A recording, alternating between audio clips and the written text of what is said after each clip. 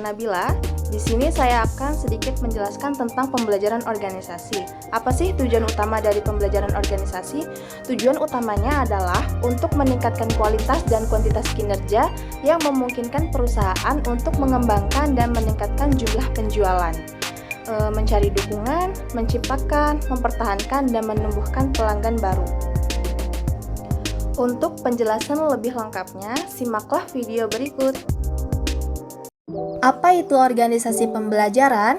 Organisasi pembelajaran adalah organisasi di mana orang terus-menerus memperluas kapasitas mereka untuk menciptakan hasil yang benar-benar mereka inginkan, di mana pola baru dan ekspansi pemikiran diasuh, di mana aspirasi kolektif dibebaskan, dan di mana orang terus-menerus belajar melihat bersama-sama secara menyeluruh. Ada 5 tingkatan organisasi pembelajaran.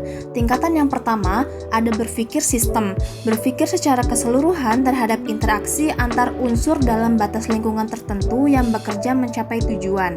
Tingkatan yang kedua ada personal mastery, upaya keahlian terus-menerus dalam mengklasifikasi visi pribadi, visi organisasi, memfokuskan energi, mengembangkan kesabaran, melihat dengan objektif, dimulai dari hal yang sungguh-sungguh bagi organisasi. Tingkatan yang ketiga ada mental model, kemampuan sikap mental atau model mental yang dimulai dari penguasaan pribadi yang tinggi dalam keadaan hidup selalu belajar.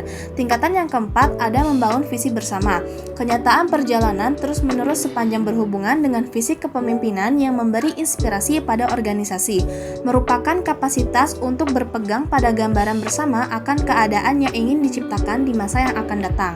Tingkatan yang kelima ada tim pembelajaran. Dalam tim dimulai dengan dialog, merupakan kemampuan anggota tim untuk menunda asumsi dan masuk ke dalam pikiran bersama secara murni. Selanjutnya ada teori pembelajaran dalam organisasi.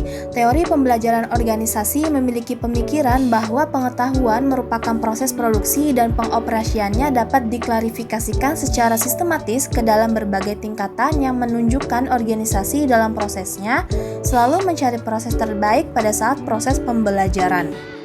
Yang selanjutnya ada model pembelajaran masyarakat. Di sini terdapat 4 proses. Yang pertama, proses memperhatikan. Yang kedua, proses mengingat. Yang ketiga, proses mesin untuk meniru. Dan yang keempat itu proses pemberdayaan atau penguatan. Baik, yang selanjutnya itu ada cara manajer menjadikan organisasi pembelajaran. Yang pertama itu ada langkah pembelajaran yang perlu dilalui untuk menjadi organisasi pembelajaran. Yang pertama, penguasaan pengetahuan. Yang kedua, distribusi informasi. Yang ketiga, interpretasi informasi. Yang keempat, pengingatan organisasional. Dan ada pula cara dalam menjadikan organisasi pembelajaran. Poin yang pertama itu pembelajaran analitis, yang kedua pembelajaran sintesis, yang ketiga pembelajaran eksperimental, yang keempat pembelajaran interaktif, yang kelima pembelajaran struktural, dan yang keenam pembelajaran institusional. Yang selanjutnya ada karakteristik organisasi pembelajaran. Ada 3 tahapan. Yang pertama, gagasan baru, merupakan persyaratan bagi learning organization. Learning organization secara aktif menginfus organisasi dengan gagasan dan informasi baru. Tahapan yang kedua, pengetahuan baru harus ditransfer ke seluruh organisasi. Learning organization berusaha mengurangi proses dan hambatan interpersonal terhadap berbagai informasi, gagasan, dan pengetahuan di antara organisasi. Tahapan yang ketiga, perilaku harus berubah sebagai hasil pengetahuan baru. Learning organization berorientasi pada hasil. Lingkungan diperkuat di mana pekerja didorong menggunakan perilaku dan proses operasional baru untuk mencapai tujuan koperasi atau perusahaan. Selanjutnya ada aspek strategis pembelajaran. Organisasi belajar berkaitan erat dengan upaya mencari jawaban bagaimana organisasi mengantisipasikan perubahan lingkungan yang cepat agar bisa bertahan dan tampil sebagai pemimpin di bidangnya. Organisasi belajar membutuhkan komitmen pada organisasi dan perlu menghilangkan 3 penghalang belajar, yaitu berpikir pragmatis, kompetitif, dan reaktif.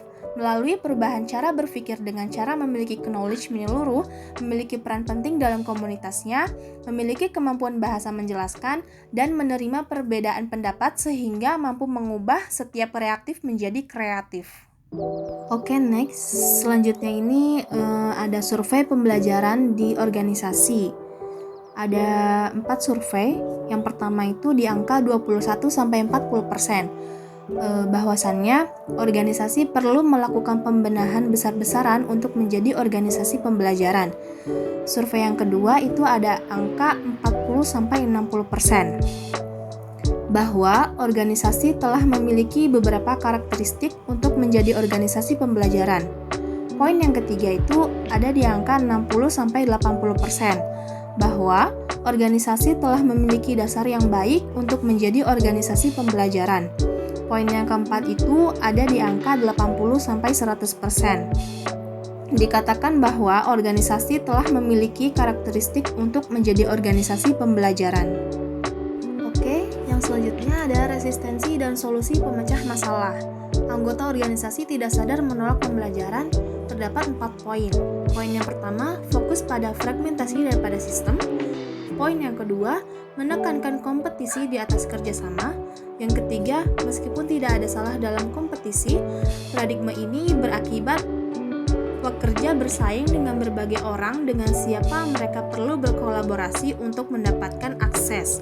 Dan poin yang keempat itu menjadi reaktif daripada kreatif dan proaktif. Dan yang selanjutnya itu dalam menghadapi resistensi terhadap pembelajaran di organisasi perlu adanya tindakan. Yang pertama, proses penyadaran tentang perlu adanya kebutuhan perubahan. Yang kedua, perubahan memperkuat adanya daya dorong atau daya ungkit perubahan atau resistensi. Dan yang ketiga itu membawa kembali organisasi pada keseimbangan baru. Oke, untuk yang terakhir ada 3 fungsi kunci dalam membangun organisasi pembelajaran. Poin yang pertama itu membangun komitmen pada pembelajaran. Terdapat beberapa poin.